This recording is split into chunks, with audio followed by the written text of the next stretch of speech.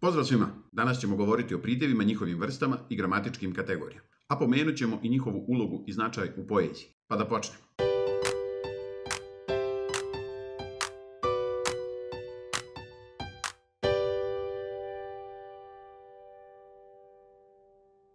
Pridjevi su nesamostalne promjenljive riječi koje stoje uz imenicu i opisuju je. Hajde da prvo pojasnimo ovu definiciju. Za pridjeve kažemo da su nesamostalni jer moraju stajati uz neku drugu riječ. Zapamtite da je ta riječ uz koju stoje imenica. Ovo je veoma važno jer oni često imaju iste oblike kao prilozi. Ono po čemu ćete ih u tom slučaju razlikovati jeste riječ uz koju stoje. Naime, pridjevi stoje uz imenice, a prilozi uz glagole. U rečenici dobro dijete dobro uči, prvo dobro je pridjev jer stoji uz imenicu, a drugo dobro je prilog jer stoji uz glagol. U zavisnosti od toga šta pridjevi označavaju, dijele se na 6 vrsta. Opisne pridjeve koji opisuju kakvo je nešto, čupava, ljubičasta, lijepa, prisvojne pridjeve koji opisuju kome nešto pripada, čije je nešto, sestrino, Dejanova, bakin, gradivne pridjeve koji opisuju od čega je nešto napravljeno, pamučna, gumena, plastična, mjesne pridjeve koji opisuju gdje je nešto, lijeva, desna, vremenske pridjeve koji opisuju od kada je nešto, jučerašnji, zimski, prošlogodišnji,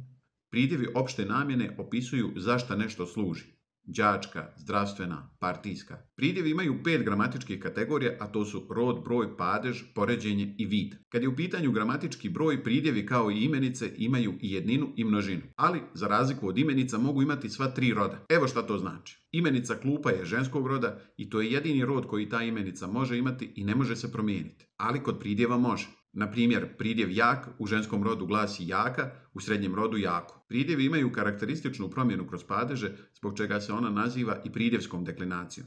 Prepoznaćete je po nastavku og u genitivu jednine muškog roda. Deklinacija je latinska riječ za promjenu kroz padeže. Riječ brzi mijenjat će se ovako. Brzi, brzog, brzom, brzog, brzi, brzim, brzom. Važno je napomenuti da se pridjevi moraju slagati u rodu, broju i padežu sa imenicom uz koju stoje. Ovo slaganje se naziva kongruencija. Dakle, ako je imenica u genitivu srednjeg roda množine, na primjer tjeca, i pridjev koji stoji uz tu imenicu mora biti u genitivu srednjeg roda množine. Vaspitane. Poređenje ili komparacija predstavlja razlikovanje pridjeva prema stepenu osobine koju opisuju. U riječima snažan, snažniji, najsnažniji imamo 3 različita stepena iste osobine od najmanjeg ka najvećem. Ta 3 stepena imaju svoje imena. Prvi, odnosno osnovni stepen, naziva se pozitiv, pametan. Drugi stepen je komparativ, pametniji. A treći oblik se zove superlativ i glasi najpametniji. Hajde da razmislimo šta je bolje biti. Pametan ili pametniji, bogat ili bogatiji, zdrav ili zdraviji.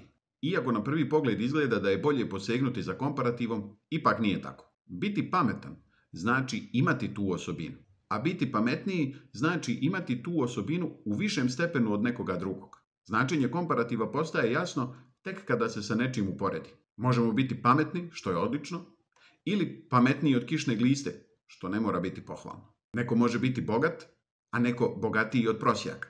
Neko može biti zdrav, a neko zdraviji od pokojnog toze. Dakle, više nije obavezno i bolje. Komparativ se gradi dodavanjem nastavaka i, ji i ši na oblik pozitiva. Prvo ćemo obratiti pažnju na pridjeve čiji se komparativ gradi dodavanjem nastavka ši. U srpskom jeziku postoje samo 3 pridjeva koja imaju ovaj nastavak u komparativu. To su lak lakši, mek mekši i lijep ljepši. Prilikom dodavanja nastavka ji na pozitiv nastaje glasovna promjena i otovanje, pa će komparativ pridjeva skup biti skuplji, lud luđi, brz brži i tako dalje. Superlativ predstavlja najviši stepen poređenja i označava prisutnost osobine u najvećoj količini. Superlativ se gradi dodavanjem prefiksa naj na komparativ. Moramo zapamtiti da se superlativ piše kao jedna riječ. Najbolji, najhrabriji, najmanji i tako dalje. Pridjevi koji počinju slovom j pišu se sa 2 j u obliku superlativa. Najjeftiniji, najjasniji, najjadniji i tako dalje. Oblici komparativa i superlativa mogu imati samo određeni pridjevski vid. Zapamtite da se ne mogu svi pridjevi porediti. Porede se samo opisni pridjevi i to ne svi. Pridjevi kao što su mrtav, živ, trudna i slično imaju samo oblik pozitiva. Međutim, kada se ovakvi gradivni pridjevi koriste u prenesenom značenju, prepoznajemo ih kao opisne i onda je poređenje moguće. On je najzlatniji dječak, u značenju najbolji dječak. Uvijek je bila najživlja u razredu, u značenju najnemirnija. Neki pridjevi imaju nepravilno poređenje, što znači da se njihovi oblici komparativa i superlativa ne grade na način koji smo naveli. Kada bi imao pravilno poređenje, komparativ pridjeva dobar glasio bi dobriji, ali znamo da nije tako. Komparativ ovog pridjeva glasi bolji. Isti je slučaj sa pridjevom zao. Komparativ je gori, a ne zliji. Također i pridjev mali. Komparativ je manji, a ne maliji. Komparativ pridjeva visok glasi viši, a ne visočiji. Ali tu nije kraj. I nad najjačim ima jači. Postoji stepen poređenja koji je viši od superlativa i označava prisustvo osobine u maksimalnom stepenu. Taj stepen se zove nadsuperlativ ili elativ i najčešće se gradi dodavanjem prefiksa pre na pozitiv. Na primjer, prejak, preslab, prelijepa itd. Osim ovog prefiksa, koriste se i prefiksi stranog porijekla, kao što su super, ekstra, ultra, mega, giga i sl. Super jak, ekstra fin, ultra brz itd. I nadsuperlativ se uvijek piše kao jedna riječ bez obzira na to uz pomoć kog prefiksa je građen. Što se tiče funkcija u rečenici, pridjevi uvijek vrše funkciju atributa ili predikativa. A osim gramatičke, igraju i značajnu ulogu u poeziji jer se od njih grade stilske figure, epiteti.